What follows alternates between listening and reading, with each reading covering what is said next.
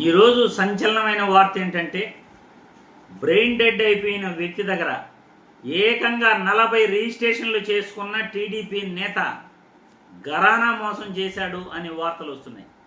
ఆ టీడీపీ నేత ఎవరు, ఆయన చేసిన ఘరానా మోసం ఏంటి, ఈ వీడియో ద్వారా సాక్షి పేపర్లో వచ్చిన కథనంపై మనం డిస్కస్ చేస్తాం.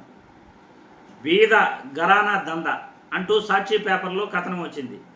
బ్రెయిన్ డెడ్ అయిన వ్యక్తితో 40 రిజిస్ట్రేషన్లు చేయించుకున్న టీడీపీ ఎమ్మెల్సీ బీదర్ రవిచంద్ర ప్రభుత్వంలోని కీలక నేత అండ 200 కోట్లకు పైగా విలువైన ఆస్తులు ఆయన కుటుంబ సభ్యుల పేరుట బదలాయింపు చేసుకున్నాడట. ఇవన్నీ రామయ్యపట్నం పోర్టు, దగదర్తి విమానాశ్రయం పరిసరాల్లో ఉన్న ఖరీదైన భూములట. ఈ నెల 11న AB agro chairman Subba Naidu brain dead అయితే 20వ తేదీన మృతి చెందాడు. ఈలోపే ఆయన ఆస్తులను తన భార్య, కోడలు, సోదరుడు, అనునాయుల పేరిట మార్పించిన బీద రవిచంద్ర అల్లూరు సబ్ రిజిస్ట్రార్ను కాదని కావలిలో ఈ నెల 15, 17వ తేదీల్లో రిజిస్ట్రేషన్ చేసుకున్నాడు. వీటి కోసం సుబ్బనాయుడిని 20వ తేదీ వరకు వెంటిలేటర్పై ఉంచినట్లు అనుమానం. బ్రెయిన్ డెడ్ వ్యక్తి రిజిస్ట్రేషన్ ఎలా చేస్తాడు? సంపూర్ణ ఆరోగ్యంగా ఉంటేనే రిజిస్ట్రేషన్ చెల్లుబాటు. కానీ ప్రభుత్వంలో ఉన్న పలుకుబడితో అధికారులపై ఒత్తిడి తెచ్చి రిజిస్ట్రేషన్ చేసుకున్న బీదర్ రవిచంద్ర కథనం. బ్రెయిన్ డెడ్ అయిన వ్యక్తితో దాదాపు 40 రిజిస్ట్రేషన్లు చేసుకున్నాడు అనే వార్తలు వస్తే అది అబద్ధమని కొట్టేయాలా? ఏపీ సీఎం చంద్రబాబు నాయుడు గారు సమాధానం చెప్పాలి. మీ నేతలు విచ్చలవిడిగా అవినీతి ఎలా చేస్తున్నారో రాష్ట్ర ప్రజలందరికీ కూడా తెలుసు. ముఖ్యంగా భూదందాలు, ఖాళీగా ఉన్న భూములు, లేకపోతే దేవాదాయ శాఖ భూములు కానీ వీటన్నిటిపైన టీడీపీ నేతల కన్ను ఎలా పడిందో, ప్రమాణ స్వీకారం కూడా కాకముందే దందా ఎలా మొదలయ్యిందో గత 16 నెలల నుండి కూడా రాష్ట్ర ప్రజలందరూ కూడా గమనిస్తున్నారు. చివరికి బ్రెయిన్ డెడ్ అయిపోయిన వ్యక్తి ద్వారా కూడా ఇన్ని రిజిస్ట్రేషన్లు చేసుకోవచ్చు అని ఒక కొత్త కోణం వెలుగులోకి చూపించాడు టీడీపీ ఎమ్మెల్సీ బీదర్ రవిచంద్ర.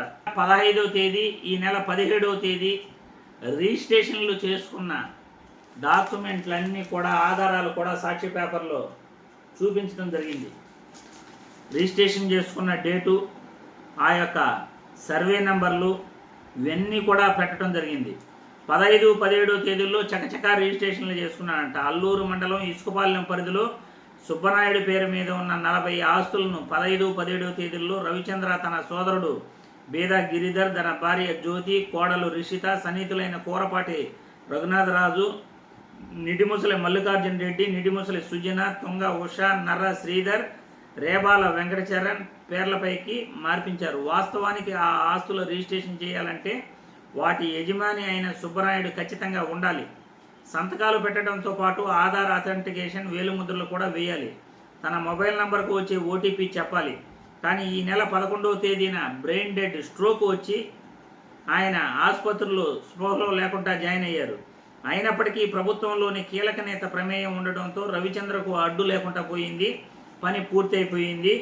100 కోట్ల విలువైన ఆస్తులు చేతులు మారిపోయాయి. రిజిస్ట్రేషన్లు చేయించుకున్న వెంటిలేటర్ను తొలగించి సుబ్బనాయుడు మృతి చెందినట్లు ప్రకటించడం జరిగింది పని పూర్తి అయిపోయాక. ఇది కథనం. బ్రెయిన్ డెడ్ అయిన వ్యక్తి చేత ఆసుపత్రుల్లో ఉన్న వ్యక్తి లేచి వచ్చి 100 కోట్ల ఆస్తులను ఎలా రాయించాడు అన్నదే ఇక్కడ ప్రశ్న.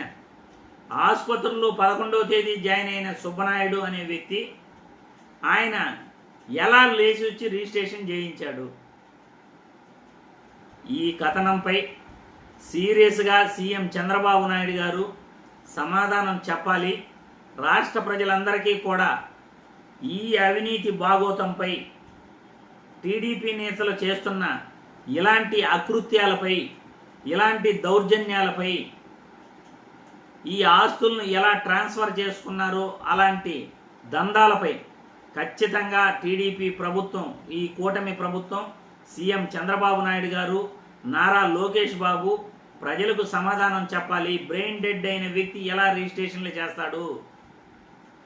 ఆ కుటుంబానికి ఇంకా ఎంత అన్యాయం జరుగుతుందో, వాళ్ళని ఎంత ఇబ్బంది పెట్టుంటారో ఇక మనం పూర్తిగా గన తెలుసుకుంటే, లోతైన విశ్లేషణకు గన వెళ్తే, ఇంకా ప్రతి ఒక్కటి కూడా ఎన్ని అరాచకాలు, ఎన్ని ఘోరాలు జరుగుంటాయో ప్రతి ఒక్కరూ కూడా అర్థం చేసుకోవచ్చు. దీనిపైన సీఎం చంద్రబాబు మరియు నారా లోకేష్ బాబు సమాధానం చెప్పాలి.